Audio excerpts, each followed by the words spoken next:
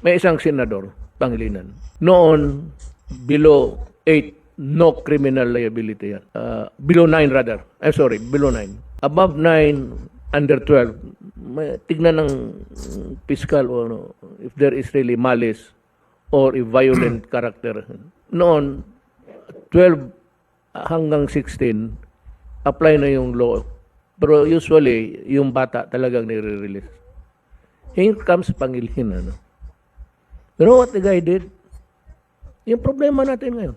Yung bitiw na salita ng bata dito sa video na sinasabing ginawa namin ng krimen dahil alam namin hindi kami mapaparusahan ay maling impormasyon. Hindi tama na hindi sila mapaparusahan. At yung mga edad 16, 15, oo, menor de edad, pero maliwanag sa batas na maaari silang litisin bilang mga nasa hustong gulang na kapag napatunayan na meron silang discernment. Iba po kasi ang pinanggagalingan natin. Kayo po ay magaling na abogado. Kayo po ay nasa, medyo ironic lang kasi kayo ang nasa posisyon ng akusado. Ako naman ang nasa posisyon ng biktima. Pero iisa lang po yung ating mithiin, proteksyon na ng mga bata. Bata. Opo. Pero yung mga nakagawa po ng mga heinous crime, hindi ko po talaga matatanggap na tatawagin nating mga bata itong mga ito. Tama po yan. At kaya nga nakalagay din sa batas, kung sila ay kumilos at magkaroon ng discernment at kumilos na parang mga tulad ng mga nasa hustong gulang na, from 15, from 18 to 15, dapat litisin bilang mga nasa hustong gulang na. At yung 15 and below naman, pagka serious offenses, pwede silang mandatory confinement for a period not less than 1 year. Ibig sabihin, sila ay involuntarily confined for a period of not less than 1 year. So hindi tama pag nagkasala ng rape, ng homicide, ang mga minor de edad na ang edad ay 15 and below, sinasabi ng batas, mandatory confinement of not less than 1 year. Kasi ako po talaga, patawarin niyo po ako. Itong mga gumagawa ng ganitong kasalanan, hindi po yan pwedeng hindi mangulungan. At sinasabi niyo po, nandyan sa batas niyo yan, naniniwala po ako na dapat silang mangulungan talaga. Ang problema, hindi po nangyayari. Hindi po talaga. At yaan po ang nangyayari sa ground. Narinig nyo naman po ang sinabi din ng ating kasama ni si Senator Raffy, talaga pong may problema sa implementasyon. Kaya sana po kapag tayo po ay nag-hearing, nag-usap-usap, wag po nating isipin na yung batas po ninyo ay hindi po, never ko po yung gagawin, sir. Never. Ako po, gusto ko po magtulungan po tayo para masaayos po natin kung ano ang future ng ating mga kabataan, kung saan ang direksyon po nila. Kumusta mga kababayan? Magandang araw po sa inyong lahat. Saan mang dako po kayo naroon, sana'y nasa mabuti po kayong kalagayan. Panibagong araw, panibagong reaction video na naman ang hatid namin sa inyo. At dito nga mga kababayan, ay umiinit na naman po ang usapin patungkol nga po dito sa batas na ginawa nitong si Senator Pangilinan mga kababayan dahil po sa mga krimen na nangyayari ngayon na kinakasangkutan ng mga minor de edad dahil hindi na talaga biro ang mga aksyon na kanilang ginagawa mga kababayan. Ito nga at kamakailan lang itong 3 estudyante ang nasawi at marami ang sugatan sa pamamaril ng 2 estudyante na minor de edad sa Tacloban. Grabe. Kaya't muling pinagdiinan nga po nitong si Senator Robin Padilla na marahil ay dapat na umanong pababain ang edad ng mga dapat maparusahan na minor de edad dahil nga pababa na ang mga edad ang gumagawa ng mga hindi lang pangkaraniwang krimen dahil ito ay mga karumal-dumal pa ang edad mga kababayan. At mapapanood din natin dito ang naging pahayag naman itong si Atty. Topacio. Kaugnay pa rin po ng issue na ito mga kababayan.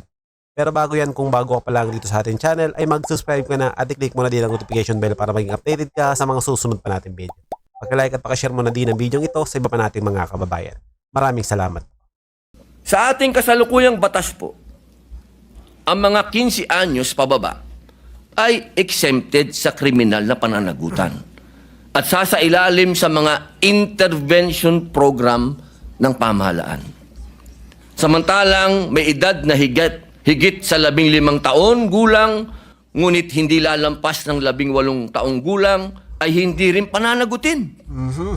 Maliban na lamang kung siya ay kumilos ng may sapat na pag-unawa o discernment. Batid ko din po na naglabas na ang ating kataas-taasang hukuman ng mga panuntunan sa pagdetermina kung ang child in conflict with the law ay umakto ng may discernment.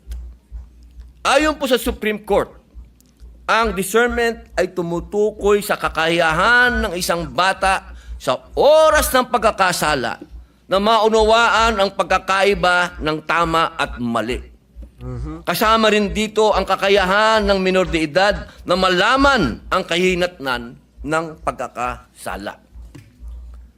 Nakasaad din po sa Juvenile Justice and Welfare Act ang mga batang may edad higit sa 12 hanggang 15 taong gulang na mapatunayang nagsagawa ng mga seryosong paglabag sa batas ay ituturing lamang na neglected child at ipapasok sa pasilidad ng Intensive Juvenile Intervention and Support Center o tinatawag na Bahay Pag-asa. Ginoong Tagapangulo, saganang akin lamang po naman, baka po napapanahon na upang muli nating bisitahin ang mga umiiral na batas tungkol po sa kriminal na pananagutan ng mga kabataan. Baka po ito ang panahon na upang magkaroon ng mas naaangkop na kahinatnan o consequences ang kanilang mga aksyon sa pamamagitan ng sistema ng hustisya sa ating lipunan. Batid ko po na iba't iba ang magiging reaksyon dito, subalit sa tingin ko ay kailangan na nating suriin ang pagbababa ng edad ng kriminal sa pananagutan hanggang 10 taong gulang po. Yun. Pagdating sa karumal-dumal na krimen. Inuulit ko po, kasi marami po akong nabasa, marami pong nagsalita, marami pong nagkwento, na lahat daw po ay in general, gusto ko daw po makulong ng mga bata. Hindi po. Alam niyo po mga kababayan, kung meron pong isang nakakaintindi patungkol sa criminal mind, wala na po sigurong gagaling pa sa akin dito dahil ex-convict ako Hindi ko po yan pinagyayabang.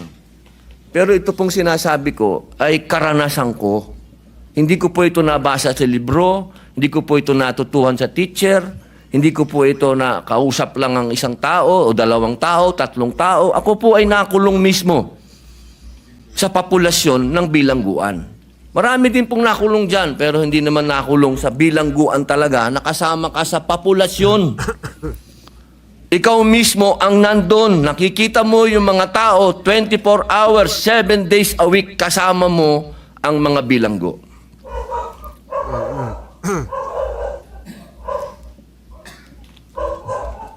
Yan naman po ay kasabihan na dito sa atin. Experience is the best teacher. Yes, Mr. President, next to interpolate is Senator Francis Kiko Pangilinan, and whom that he be recognized. The main author of the Juvenile Delinquency Act, Senator Pangilinan. Ginoong Pangulo, bago po umpisa si Senator Kiko, gusto ko lamang po siyang batiin at siya na po ang chairman ng Constitutional Amendments and Revision.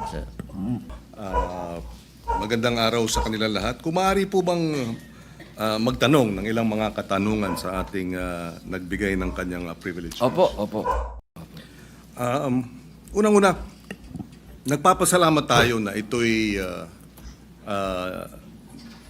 naisiwalat ng ating kasamahan sa Senado, yung usapin ng Juvenile Justice Welfare Law of 2006 and amended noong 2013.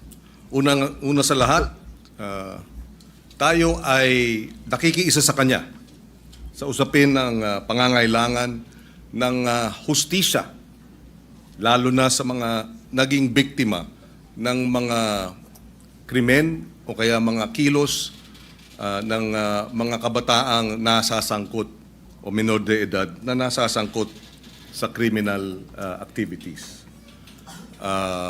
Tama lang na dapat ang mga nagkasala ay nananagot.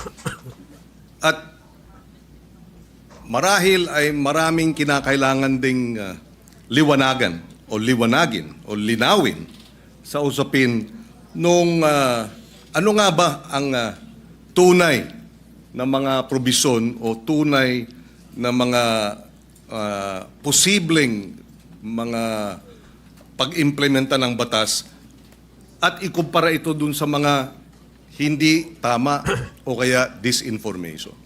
Unang-una sa lahat, hindi po tama at hindi ito naaayon sa batas na walang pananagutan ang kabataan na nagkakasala.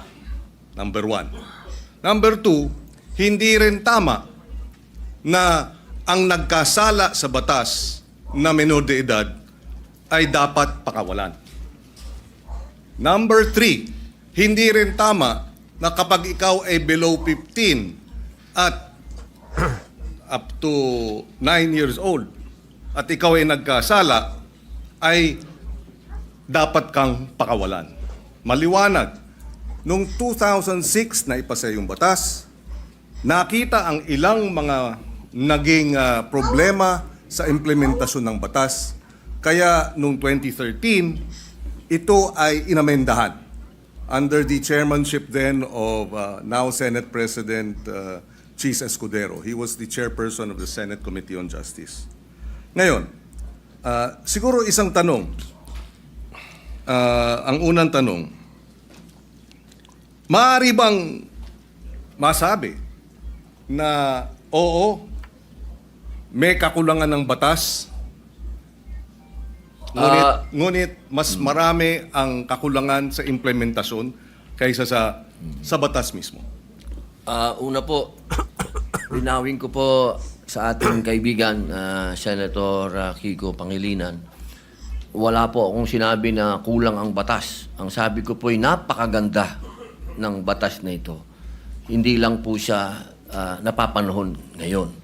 Sa pangalawang tanong po, totoo po yan sa maiksing panahon ko po dito sa Senado, napakadami pong magagandang batas. Sobrang gagandang batas, hindi po talaga na-implement. Hindi lang po sa usapin na ito.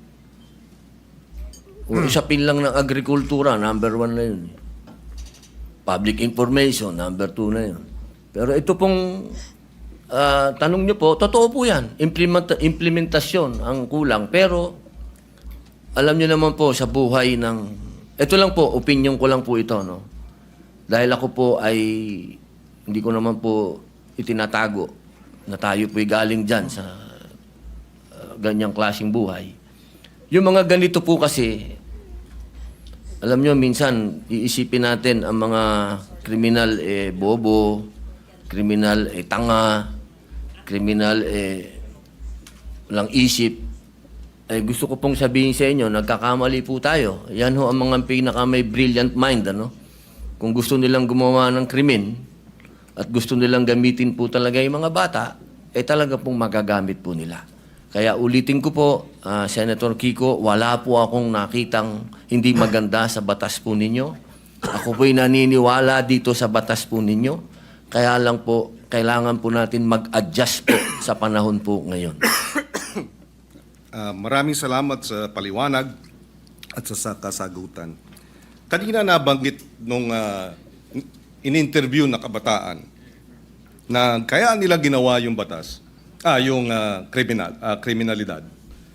Kaya sila gumawa ng krimen ay dahil hindi sila mapaparusahan. Tama yon, hindi ba? Tama yung yung bitiw na salita. Tama ba yon sa ilalim ng batas na pag sila gumawa ng kriminalidad o krimen ay hindi sila mapaparusahan? Sa usapin po ng, kasi ganito po yan, no? Napakaganda po nung inyo pong katanungan. Ang bata kasi, kahit siya, lalahatin ko na po, no? Kasi ganito yan Pagka sinabi mong pananagutan, ang kaduktong po nun, dapat may parusa. Tama. Kasi kung pananagutan, oo, may pananagutan. Sinabihan siya, ginawa mo yan. Kaya ganito muna ang mangyayari sa'yo. Dadaling ka muna dito sa Bahay Pag-asa. Dadaan ka dito sa matinding intensive na masasabi nating psychological and moral and lahat na po, no? Sabihin natin. Alam niyo po, Senator Kiko, sa 3 years and a half ko po sa Bilibid, hindi ko naman po nila lahat, ano? Pero wala na pong pinakamagagaling na artista kundi kriminal. Kapag kaharap niyo po yan, lahat ng drama, lahat na po, sabihin niyo po, lahat ng kalungkutan, lahat ng pinagdadaanan niya, sasabihin sa inyo. Pero pag talikod po ng nag-i-interview dyan, o halimbawa ng empleyado yung sabihin gwardiya, o ng probation officer, pag talikod po nun, pagbalik nyo sa selda, bubuksan yung wallet niya. Papakita sa iyo yung dyaryo. Ito ang pinatay ko, pare. Ganyan po ang criminal mind. Hindi ko naman po inilalahat. Pero pagka sinabi po natin kasi ng pananagutan, dapat nagbabayad ka ng kasalanan. Hindi lang binasa sa iyo.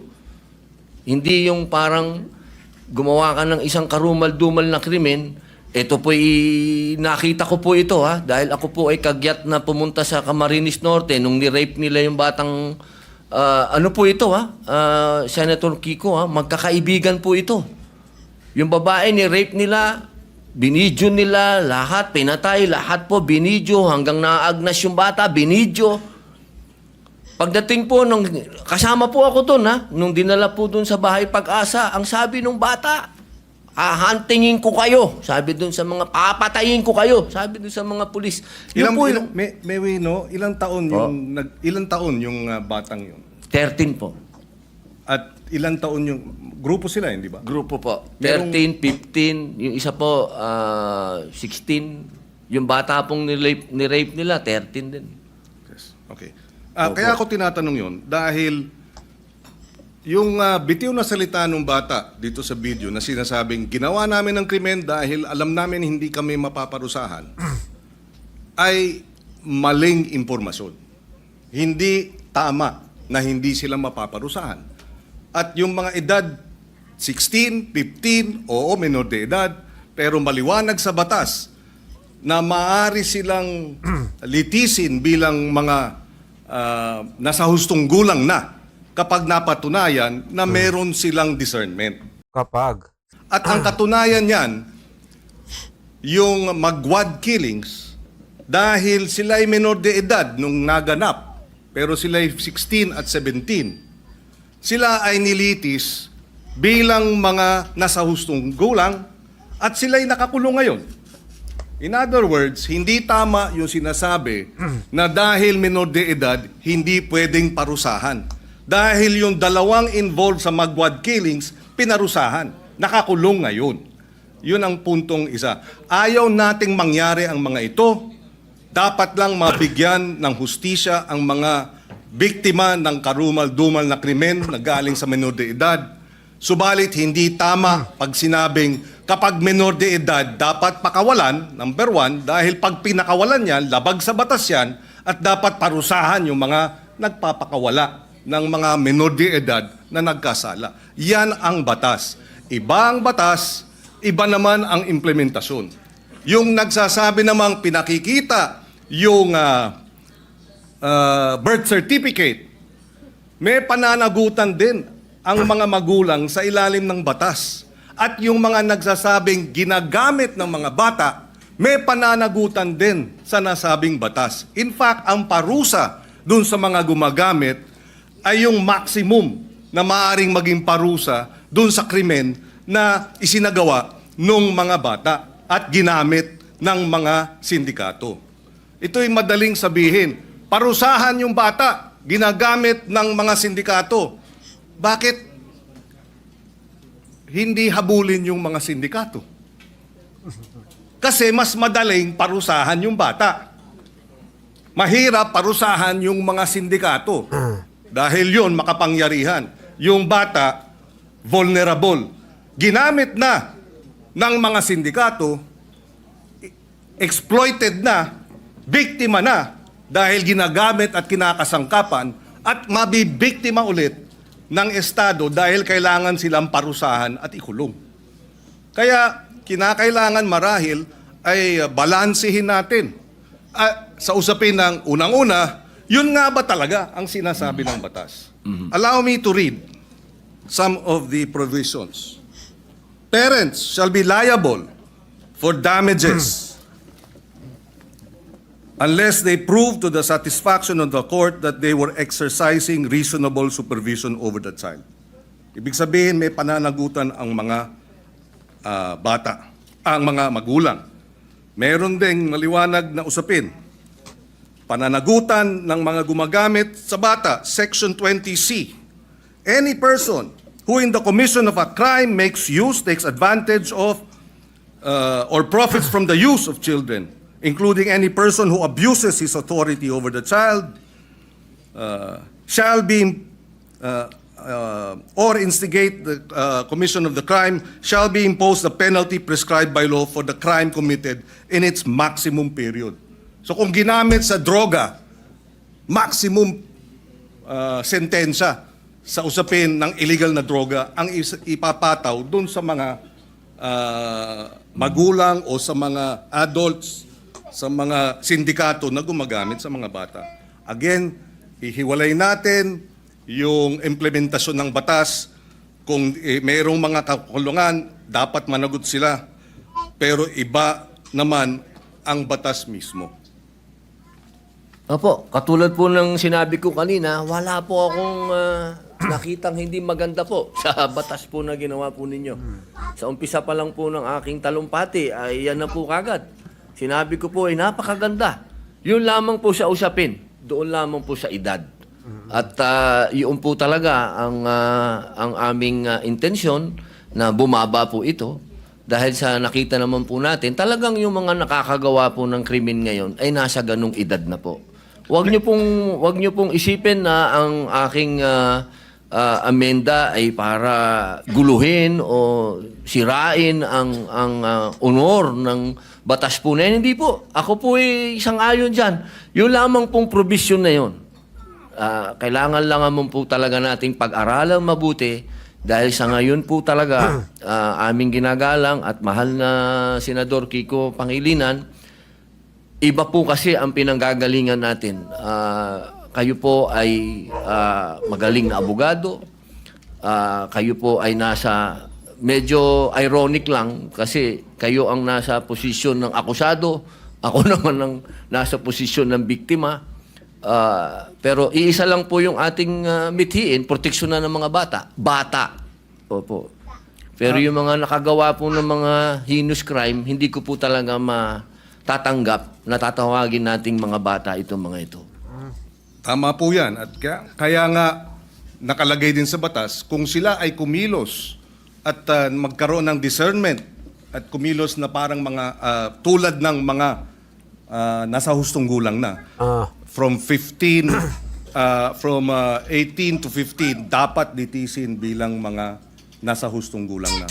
At yung 15 and below naman, pagka serious offenses, pwede silang mandatory confinement for a period not less than 1 year.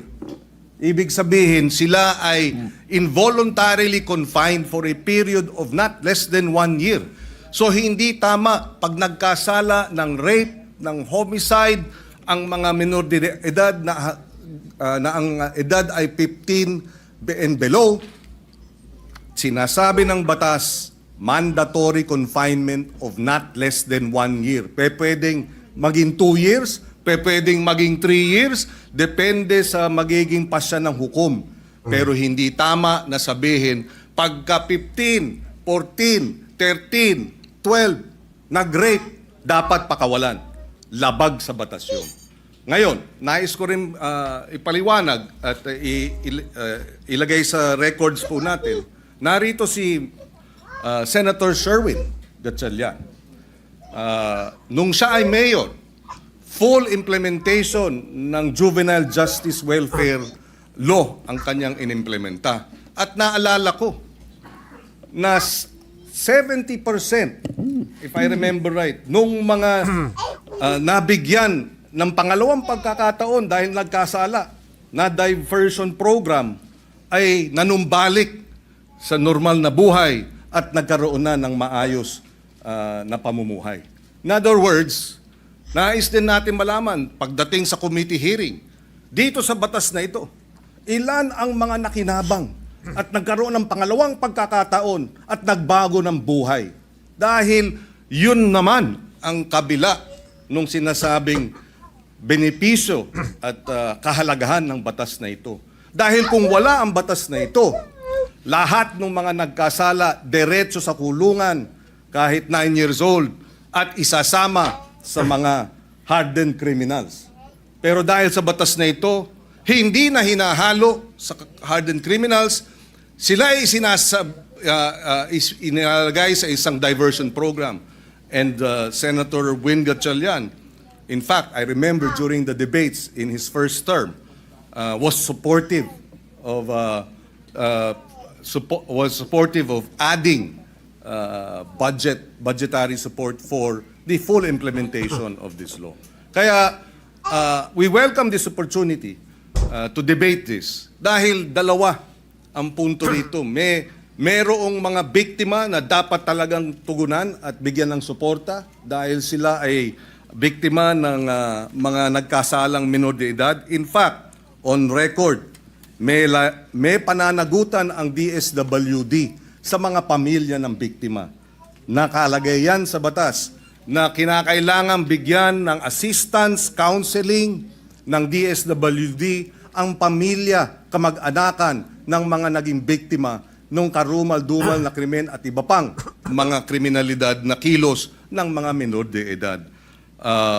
And therefore, we welcome this opportunity na magkaroon talaga ng diskusyon, makita ang maganda sa batas, makita ang kakulangan sa implementasyon, at tingnan din natin itong usapin ng lowering of the age. Ako, Sabihin mo kaya yan dun sa sa mga magulang nung biktima dun sa bago lang na nangyari dyan sa Tacloban. Yung 3 estudyanteng nasawi na ang may kagagawan din ay mga minor de edad. Kung tatanggapin yung sinasabi mo. ang punto ko, palagay ko, masyadong mababa ang 10 years old. Although even if you're 10 years old, again, uulitin ko, at ikaw ay nag-commit ng rape, minimum 1 year mandatory confinement. Pwedeng ma-extend 1 year? dahil yan naman ang sinasabi ng batas. Ako po ay naliligayahan sapagkat kayo po ay bukas sa debate at pagdiskusyonan. Yan naman po yung lagi naman natin dito yan sa Senado. Tayo'y open sa kahit anong amendment, sa kahit anong gusto nyo pong gawin.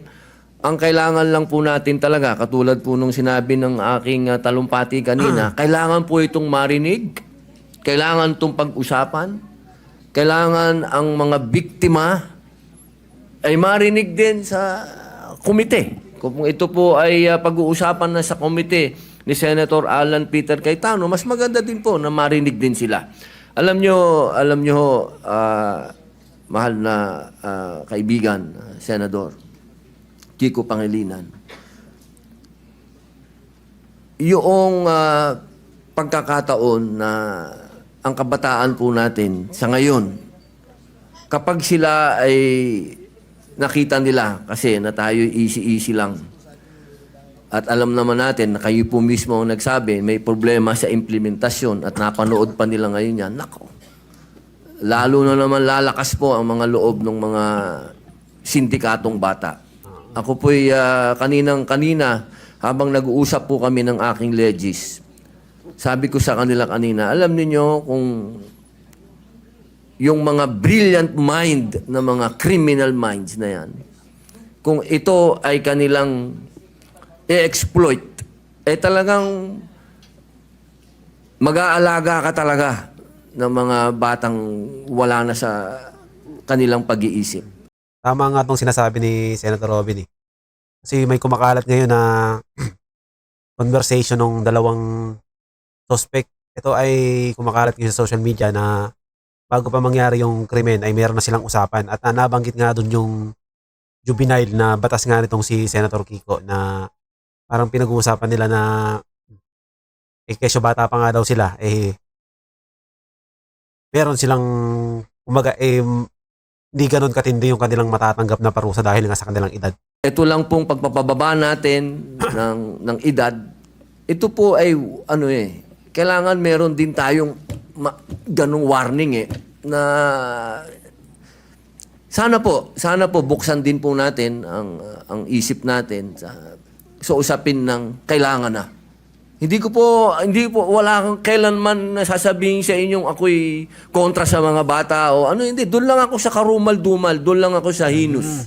Doon lang ako sa hindi masikmura. Ako na to ako na po ito, hindi ko masikmura. Si Robin na po ako Nakita ko na ang worst of the worst, sabihin nyo na. Pero ako hindi ko masikmura. Yun lang po ang punto ko. Wala ako ditong kahit kailan wala ako ditong kinokontrang personal o wala. Ako kung ano lang ang nasa kalsada, kung ano lang ang nasa 8% ng ating mga taong bayan, kung ano ang nararanasan ng mga naghihikahos sa mga lugar na ang kahirapan po talaga at ang mga kalukuhan at ang mga nandyan na ho talaga. Ito po inilalatag ko sa inyo. Ako na po yung boses niyan. Kahit po sa sinasabi natin, makukulong yan, madadala doon. Alam nyo, ang isa ho dapat natin pinag-uusapan kung magkakaroon tayo talaga ng youth detention center. Kasi ako po talaga, patawarin nyo po ako, kung itong mga gumagawa ng ganitong kasalanan, hindi po yan pwedeng hindi mangulungan. At sinasabi nyo po, nandyan sa batas nyo yan, naniniwala po ako na dapat silang mangulungan talaga. Ang problema, hindi po nangyayari. Hindi po talaga. At yaan po ang nangyayari sa ground. Narinig nyo naman po ang sinabi din ng ating kasama ni si Senator Raffy, talaga pong may problema sa implementasyon. Kaya sana po kapag tayo po'y nag-hearing, nag-usap-usap, wag po nating isipin na yung batas po ninyo ay hindi po, never ko po yung gagawin, sir. Never. Ako po, gusto ko po magtulungan po tayo para masaayos po natin kung ano ang future ng ating mga kabataan, kung saan ang direksyon po nila. Katulad po ninyo ako, sumasama po ako sa inyo. Yun lamang po, ang dala ko po sa inyo ay point of view ng ibang naratibo naman. Naratibo po yan ng isang taong nakulong.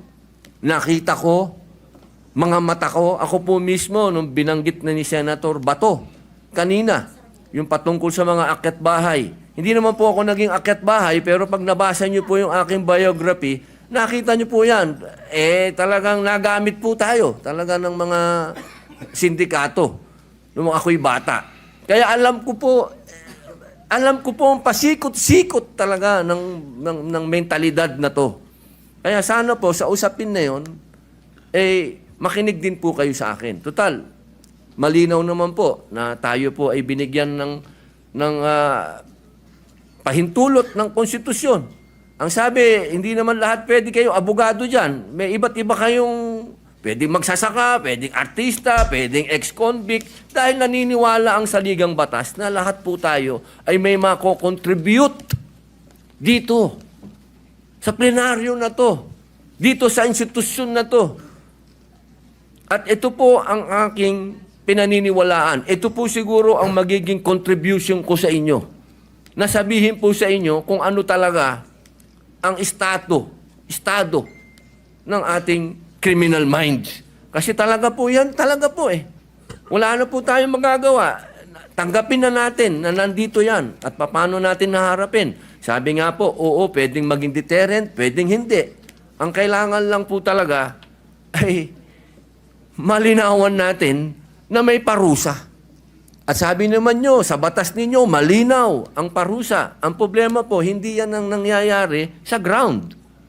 Kaya kailangan po talaga nating revisahin. Kailangan po natin talagang pag-usapan. Kailangan po nating upuan. Kailangan natin itong pag-usapan ngayon na. Huwag nating i-delay. Ang hinihiling po natin, mag-hearing na. Pag-usapan na po ito dahil nangyayari na po natin. Dahil Kailan lang yung rape doon sa Quezon City na pinatay yung bata na 8 years old. Ngayon may kinukwento si General Bato po, si Senator Bato na may pinatay lang na pinasok doon sa bahay, scholar, sinaksak. So, sunod-sunod na po ito, sir. Yun lang po akin na sana ito pong sinabi po ninyo na tatanggapin niyo po lahat. Pag-usapan na po natin sa hearing at dito po sa entablado at magkasundo na po tayo para yung taong bayan po, alam nyo naman po, siguro naman, naniniwala naman po ako na pwede tayong mag-meet sa gitna. Pag-usapan natin to. Wala naman pong hindi nakukuha sa pag-uusap. Ang kailangan lamang po, tanggapin natin na may problema sa ngayon ang kabataan dahil sobra na pong bata ang mga nakakagawa ng heinous crimes. Yun lang po yun. Wala po kong gusto sa inyong diskusyonan. Opo. Kami nagpapasalamat na nabanggit ni Senator Padilla itong usapin nga ng nariyan sa batas na dapat may parusa, angkop sa pagiging menor de edad. At meron naman talaga. Pwede talagang manatiling confined involuntarily, mandatory confinement for many years. 2-3 years pwede yan kung ikaw nagkasala bilang menor de edad. At nabanggit din niya, pero hindi ito ang nangyayari sa baba. So baka ang problema ay sa halip na amendahan yung batas, ipatupad ng tama yung batas.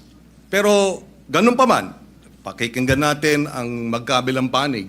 Ako'y naniniwala na ang kakulangan talaga is the implementation of the law rather than amending the law. Dahil pagka na-implementa ng tama, within 24 hours ng report, dapat ang batang involved sa serious offenses ay idadala na para sa mandatory confinement. Mabilis ang hinihiling ng batas na kilos ng gobyerno. Pag hindi ginawa yan, hindi yan problema ng batas, problema ng implementasyon. Kaya tayo ay bukas makinig, tayo ay bukas dun sa mga minumungkahi, pero ang ating paniwala, ang ating obserbasyon ay mukhang may kakulangan hindi sa batas kung hindi sa implementasyon niya ito. Dahil uulitin ko, yung mga 12 to 15 na nag-serious offenses, hindi dapat pinapakawala. Yan. At mayroong parusang angkop sa edad nila. At maaari silang manatiling naka-confine involuntarily. Ibig sabihin, wala silang karapatang lumabas. Their liberties are limited by at least 1 year and it can be even more. And finally, siguro, kailangan lang ipaliwanag, hindi po tayo kumbaga, ang sinabi kasi ng ating butihing senador, na siya ay para doon sa mga biktima at ako naman ay para doon sa mga akusado. Hindi po. In fact, yung amendment natin sa batas na ito ay dapat bigyan ng assistance, suporta, counseling ng DSWD ang pamilya at kamag-anakan ng mga biktima. Mandato yan. At pag nagkulang ang DSWD dyan, sila'y mananagot. Hindi tayo panig sa mga kriminal, hindi tayo panig o sa mga children in conflict with the law o yung mga inaakusahan. Hindi rin tayo panig basta-basta sa mga biktima. Panig tayo sa interes ng pagpapatupad ng tama ng batas. Dahil alam ko, pag tama ang pag-implementa sa batas, lahat makikinabang. Dahil nariyan naman ang mga probisyon para dun sa mga naging biktima at para dun sa mga children in conflict with the law. Maraming salamat po. Opo, ako po'y natutuwa at nanggaling po sa ating mahal na senador na open po siya sa pagdiskusyonan to. At kanina lang po, nabanggit niyo po kanina, parang open na kayo mag-amenda tapos binawin niyo. Doon lang po ako naguluhan. Pero sana po, pag-usapan na lang po natin. Maraming salamat po sa inyo. At sa bahagi naman ng video na ito mga kababayan ay mapapanood natin itong naging pahayag nitong si Atty. Topacio. Kaugnay pa rin po ng usapin na yan mga kababayan. Ay, Hindi pwede. Oo, walang, hindi ganun ka-secure yung campus. Siyempre, hindi ko naman sinisisi yung eskwela kasi wala namang insidente sa atin ng mga ganun, di ba? Tama. Yung katulad sa Amerika. Sa Amerika, alam mo, pag pumunta ka, medyo mapapailing ka So, manang sobrang jubes. higpit. May metal detector High school, ha? High school. Yes, yes. May metal detector ang mga gate ng mga eskwela doon at may frisking. Tinitingnan yung mga gamit ng mga estudyante. Parang pumapasok ka sa Senado. Ngayon, ganyan na yung nangyayari.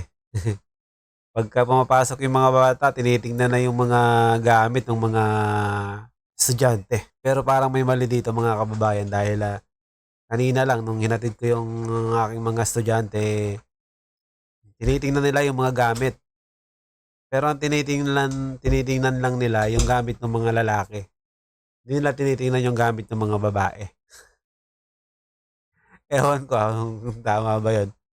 Paano kung halimbawa yung isang pasaway na bata may kapatid na babae tapos para silang pumapasok sa school na yun. Ilagay niya dun sa bag ng kapatid niya babae kung ano man yung gusto niya dali dun sa school na pinagbabawal. Di lusot na. Kasi hindi nila tinitingnan yung bag ng mga babae. Ang tinitingnan lang nila yung bag ng mga lalaki. Parang may mali.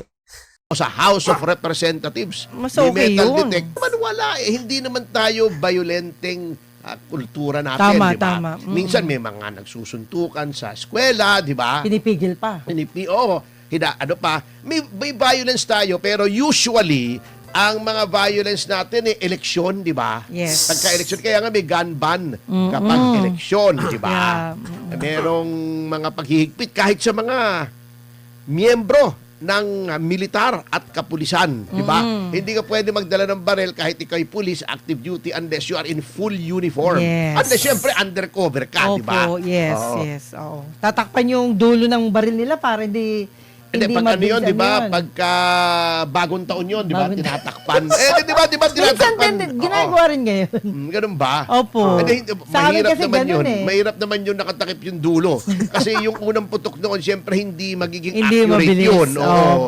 Kailangan naman ng ating pulis ay they can bring their weapons to bear naman pagka kinakailangan. Opo. Oo. Anyway, at dahil po rito ay nagkaroon ng panibagong debate Yan. doon sa yung Republic Act 9344, yung Ah, Juvenile yes. Justice and Welfare Act. Yes. Ito po oo. yung palaging pinipintasan na batas ni Kiko Pangilinan Aha. na naging parang absuelto na daw yung mga menor de edad na below 15. Yes. Yan na absolutely walang criminal liability. Ayaw na ayaw niya masaktan ng mga bata. Parang ganun eh. Hindi, actually, noon pa ako tutol dyan. Pero yung 15 to 18, bibistahan muna magkakaroon ng preliminary hearing kung saan ay titingnan if they acted with discernment. Yes. Okay? Ang ibig sabihin, kung alam nila yung ginagawa nila ay krimen o masama. Opo. Itinaas actually yung threshold. Kasi ang dati, ayon sa ating pagsasiliksik, na inutos ko lang naman doon sa anak ko, si Attorney Jose Arturo III. Okay. Dati po kasi matagal ko nang napag-aralan yung RPC, syempre medyo baka nalimutan na natin. Sabi, tignan mo nga kung yung aking naaalala ay tama pa. Sapagkat under the revised penal code, yung provisions po sa mga child offenders, yun pong below 9, yun ang walang criminal liability. Okay. oo. Yung 9 to 15, meron po yung criminal liability if they acted with discernment. So, kita nyo ang threshold mababa. Ikaw ay 10 anyos, 11 anyos, 12 anyos, may ginawa Yeah. kang act that is defined as a crime. Alam mo na ang ginagawa mo ay mali Ayun. o tama bago ka ibigyan ng hearing to determine whether you should be adjudged guilty or not. Okay. Yun pong Panghilinan Lot, itinaas yung threshold. Ginawang below 15 ay Hindi pwede. Oo, walang criminal liability. Absuelto. 15 to 18, pwede if they acted with discernment. Okay. So, titingnan pa rin. Siyempre, pag 18, adult ka na. Yes. Okay.